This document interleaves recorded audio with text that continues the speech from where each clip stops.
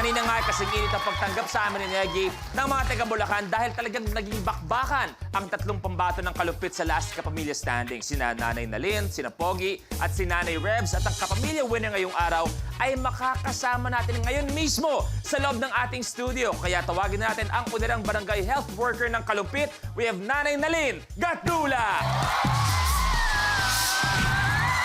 Hi, Nanay Nalin! Good afternoon! Ano munang pakiramdam tayo? Nagsimula tayo sa Bulacan, pero eto, nandito ko na sa loob ng studio at sa loob ng 60-second circle. Masayang masaya! Hindi ko na-expect mananalo ako! Okay, Nay, first na po. Doon po tayo sa taas. Then, dito po tayo. Dito na po tayo. Palakpakan natin si Nanay Nalin! Eto na ang panibagong batch of players na makakasama natin sa buong linggo. Simulan na natin. Una, matigas ang katawan dahil padak sa pagka-construction pero malambot din ang katawan dahil sa pagsali sa mga barangayan dance contest. Our Kapamilya studio player, John Castillo.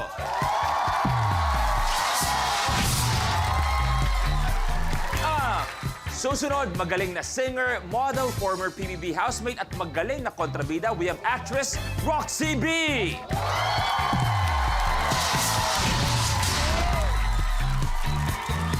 Susunod, isang matinee idol, hinahangaan, sinasamba ng mga tagasunod niya mula sa lugar ng pinakamagagandang hayop sa balat ng lupa pero siya naiwan sa hayop, Long Mejia.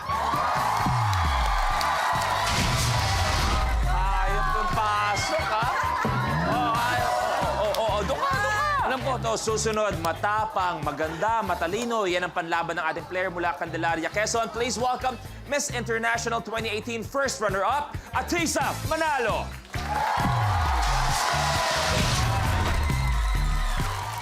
And last but not the least, isa sa pinakamagaling na action star ng kanyang henerasyon, magaling na artista, comedian, super daddy sa kanyang mga anak.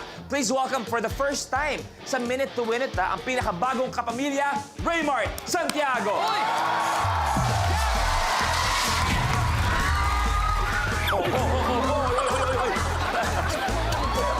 Palakpakan natin ang bagong batch ng Minute to Win It players natin.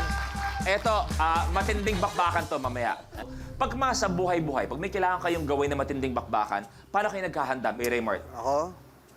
Bago ako sa bakbakan, syempre, magsisipilyo ako. Tapos maliligo ako. Teka muna, ano bang bakbakan hindi yung ginagawa mo? Kaya siguro stretching. Alam mo, medyo nagkakaindad na tayo. Oo. Kailangan medyo mga... Hindi, nakikita.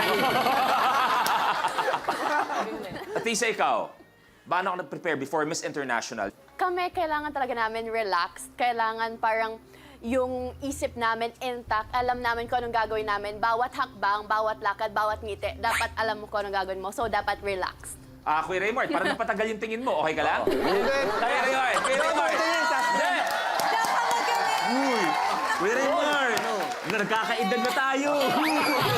Ano ba? Ako, nakapagbagong buhay na ako. Ikaw, Roxy. Nagli-lip tint, tapos drunk blush para masaya. Tapos aura. Siyempre, ikaw naman, Long. Paano ka naghahanda pag sakaling alam mo ng parade na yung safe house mo ng mga pulis? Ang ibig ano? Mo muna akong tanungin. Sa backstage pa lang mainit na ako. Mainit ka na. Ready na. At ikaw, John, ayan, paano ka naghahanda sa laban? Dadasal lang po, tapos konting dance move. Aba? Pero siyempre, gusto natin malaman ang kwento pa ni John. Kaya naman, ito, tungkol sa ito, panoorin natin. Ako po si John Ariel Castillo, 22 years old from Dagat-Dagatan, Caloocan City. Isa po akong dancer and bali po pangalan ng grupo namin, Amazing Boday Crew. Pag wala naman po kaming sayaw, bali po sumasideline po ako ng construction, nag-helper po ako. Minsan naman po pintor para po makatulong sa magulang ko. Second year high school lang po yung natapos ko sa pag-aaral. Bali po nung namatay po yung papa ko, di na po kami napag-aaral ng ate ko. Nagkaroon na po ako ng 6 na girlfriend, pero po sa ngayon hindi ko na po iniisip yun. Iniisip ko po ngayon tumulong sa nanay ko para po mapalago yung tindahan namin. Kapag nanalo po dito sa Minute to Win It, ang uunahin ko po yung papayos ko po yung bahay namin. Saka po mapalago yung tindahan namin.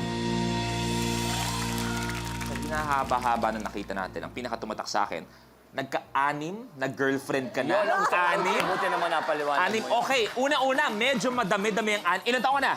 22 po. 22, anim. So, ano ba nangyayari? Bakit medyo naparami ng konti? Pero po, sa totoo lang po, di lang po 6 yun. Oh, kulang pa yun. Ibig sabihin yung kwento mo, kinapos ka pa. Aba?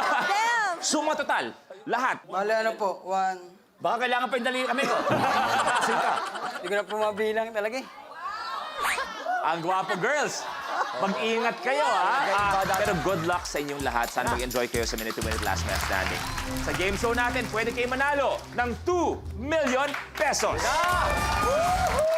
Kaya naman, good luck sa inyo. Let's start. Blueprint. Cliffhanger. Kailangan hipan ang mga nakatayong greeting cards sa table mula sa starting line papunta sa dulo ng mesa. Dapat ay maghang o sumabit ito sa dulo ng lamesa at hindi mahulog. Ang huling makakagawa ng challenge ang ma-eliminate.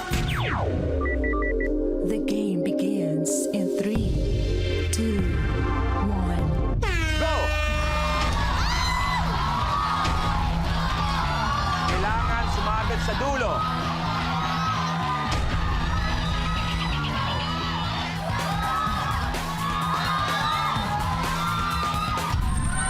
Rox, good! Good na si Roxy. Si Roxy, tapos na. John, tapos na.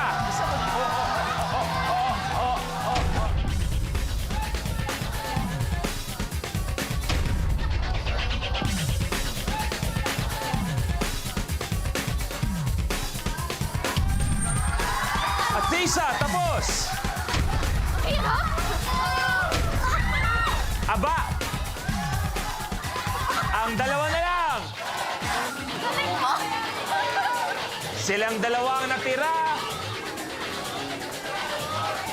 Silang dalawa pinaglalaban ng kabilang istasyon.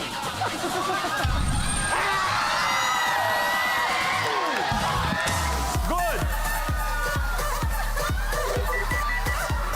Long, your game's over.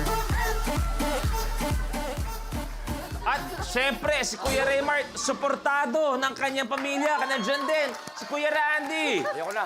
Uy, wala ka talaga. Long may iyak. Congratulations, Raymart! Love you! Palapakan natin, pwede na umupo. Long Mejia. Kaya naman, eto na, ganun kabilis. Eto na tayo, tutuloy na tayo. Next blooper. Plastic face. Siguradong magiging wacky ang pictures at videos mo dahil kailangan papuntahin ang goma mula sa iyong ilong papunta sa leeg. Gamit lamang ang facial muscles. Ang huling makakagawa ng challenge ang ma-eliminate. Kuya Raymart, pwede bang turuan mo si Atesya ng fight scene? Suntok. Counter agad dito. Sabay.